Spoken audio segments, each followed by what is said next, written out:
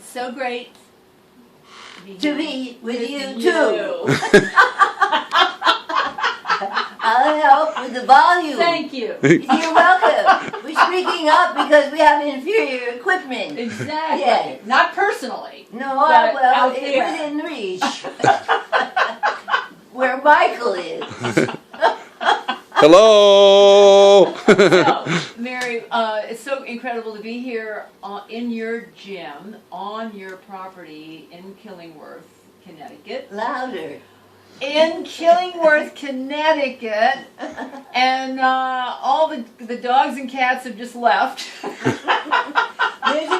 a cat. Exactly, Leo's Shall I over go there. get the cat? No, we'll leave Leo for right Come now. here, Leo. But so I had a couple things that I wanted to ask you.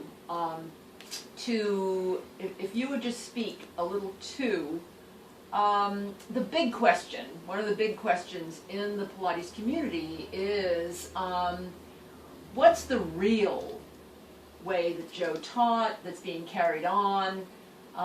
There's, you know, I know that I've had lots of experience with number of the elders, including yourself, but I've heard you speak so beautifully too,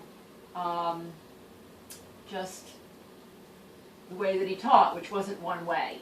And so I just wanted to ask you if you would speak to this idea of the classical is the right way, and what is Well, that? there was no such thing as classical, and there is no such thing as classical. That's been made up. You call it that, and then you're supposed to think that's better than anything modern. Well, what we do now is better than what we had then, because the knowledge on the body is so much more coming in since Joe's life. And we had Joe and what he did, and that was enough to still be here together and growing the community.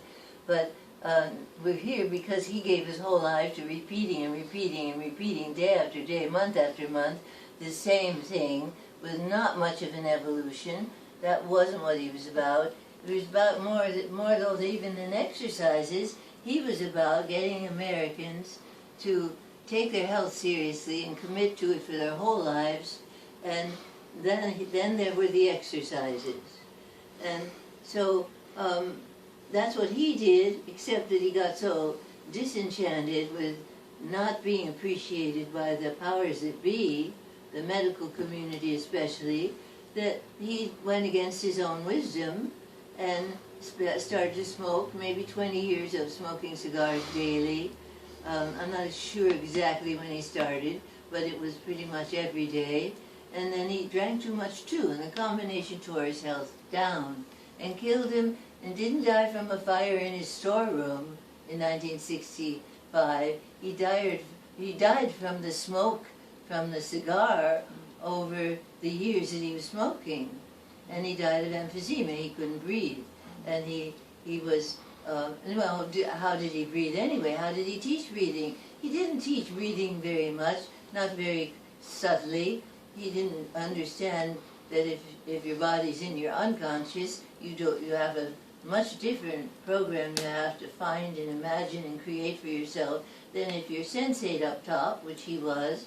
So with his breathing, he did say that if you let all the air out, you'll ensure an inhale.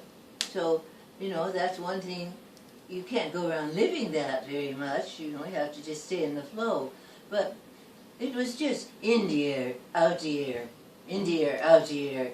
And every exercise had that pattern.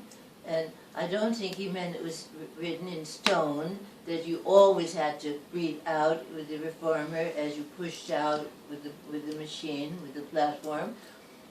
I don't think he was rigid about anything. And classical is. And that's something that has been laid on it. And I would say it's like Jesus lived the life and then Christianity came. Well, one was not exactly similar to the other.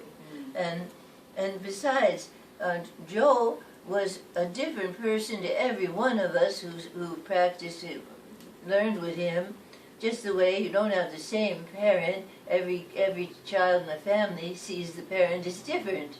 So there was no one perception of Joe that you could believe in. You have to believe in your own.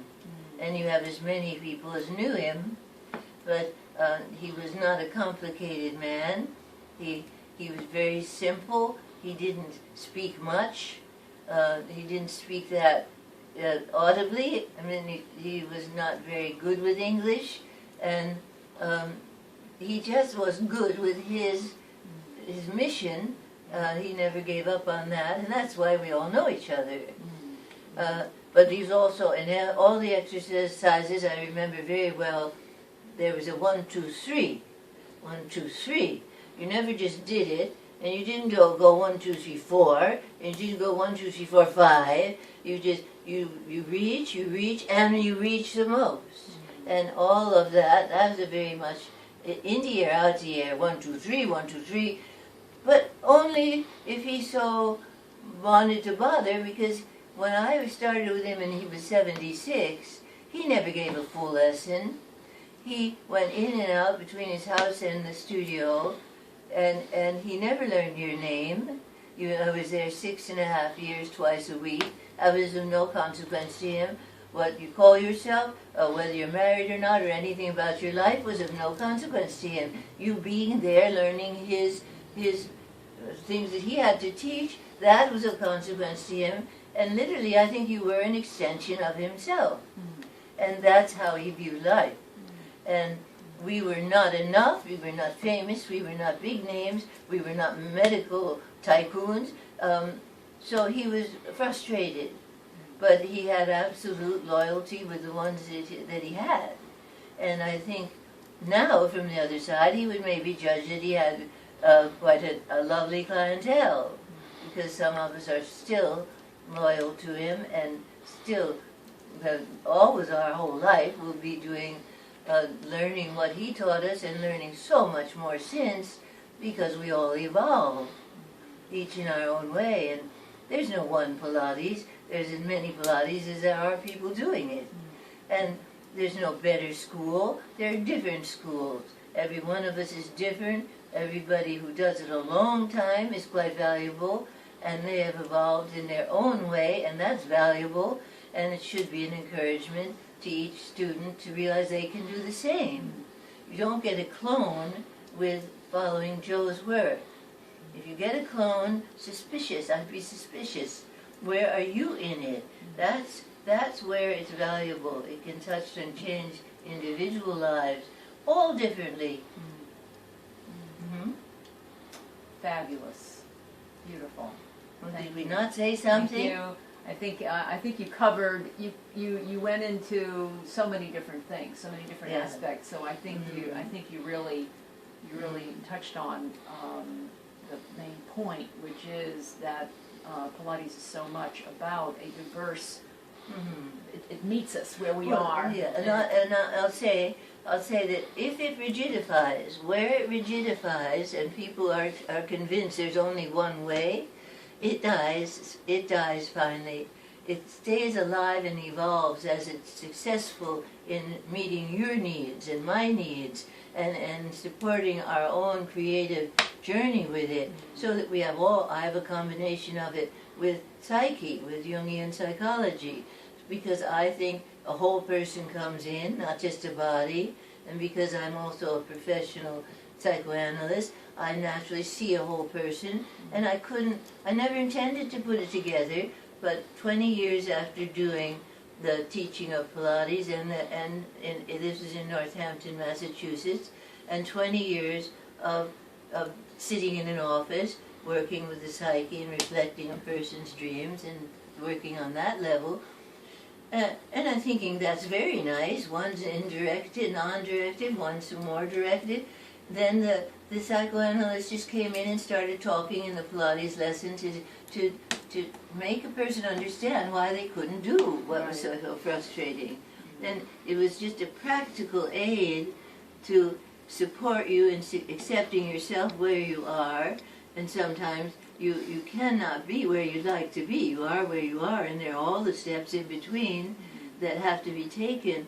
And So mine was the combination of Psyche and Pilates. Another person is a combination of dance and Pilates, or all sorts of, not just main things like yoga and Pilates, all sorts of things that a client comes and might need that a teacher knows well. That should be available if it's needed. That's right. So you get very creative combinations, and if they're serious, if they're professional, and you're going to be going on with this point of view your whole life, that's a very great value. And Joe would never say, "This is how you do it. This is how you say it." He never would make it so definite. And so I played things all around in different orders because I was young and I was intuitive and I couldn't stand repetition at that point. And so he'd see that. He didn't mind that. And then he saw me creating something new. And he would say, "That's good. Just be sure you're using your whole body." And that was always his contribution. It's never for part of you. The whole of you is fascinated in the whole of you, and you might be only working on a part, but the rest of you is all in a circle around. And it works. Yes. Not many methods have that wisdom, you know. So we get integrated. We get more aware than most methods. Yeah. And I think of it like a searchlight at an airport that's always looking at the whole terrain. Our minds are always looking and propriocepting the whole body. Well, you can't do that when you first do it. You do that 20, 30, 40, I've been 56 years doing it. You can be anywhere in your body, but everywhere else in the body is interested in where you are. I mean, it's very interesting. It's incredible. Yeah, it is. Okay, thank you. Love you. Thank you.